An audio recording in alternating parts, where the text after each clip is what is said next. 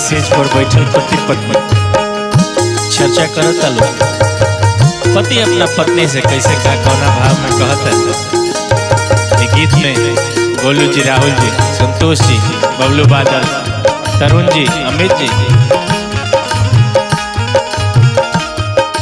सब लोग के साथ कैसे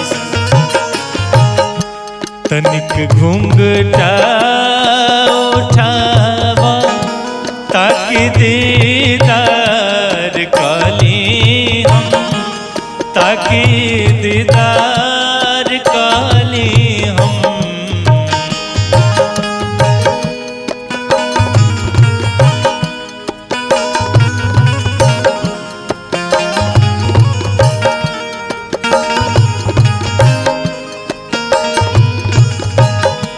नशीली नैन से शाके नैनाचार काली हम, नैनाचार काली हम।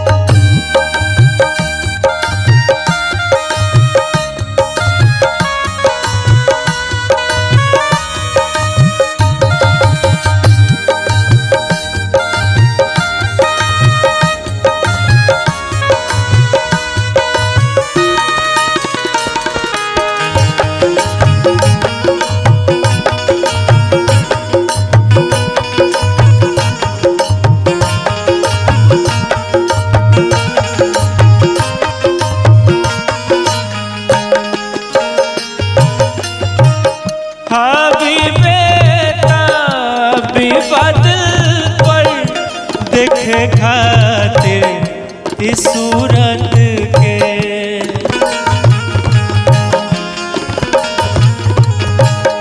बाकी मजबूर बानी हम, देखी कैसे ही मूरत के।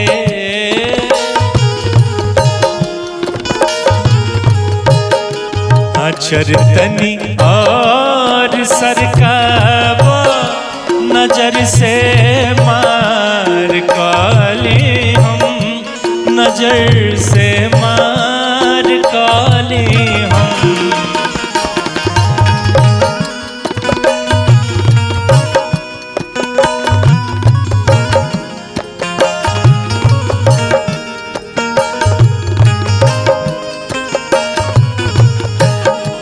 तनिक घूंघटा उठावा ताकि दीदार काली हम, ताकि दीदार काली हम।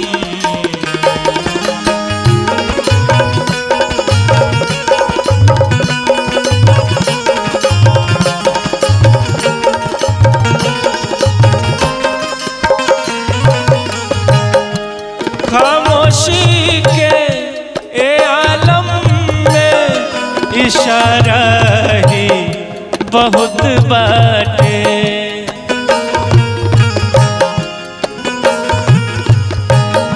जुबानी बोल ना पावे, पहाड़ा ही बहुत बाटे।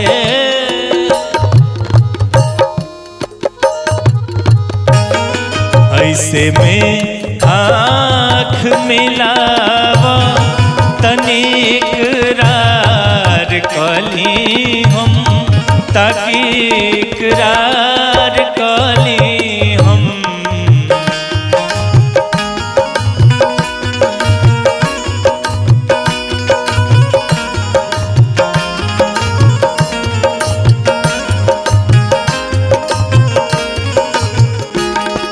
तनिक घूंघटा उठावा ताकि दीदार काली हम, ताकि दीदार काली हम।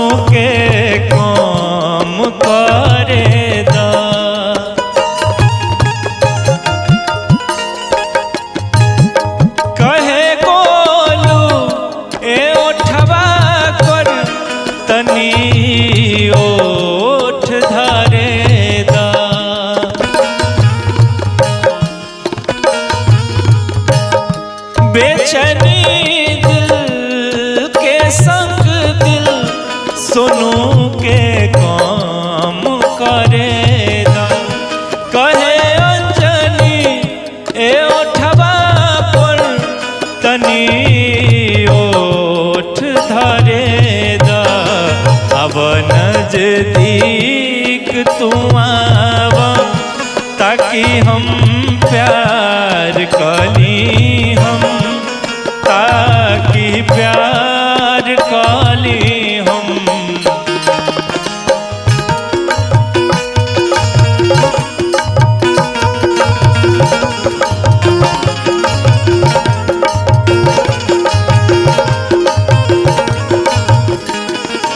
निक घुंघटा उठावा ताकि दीदार कली हम ताकि दीदार कली हम।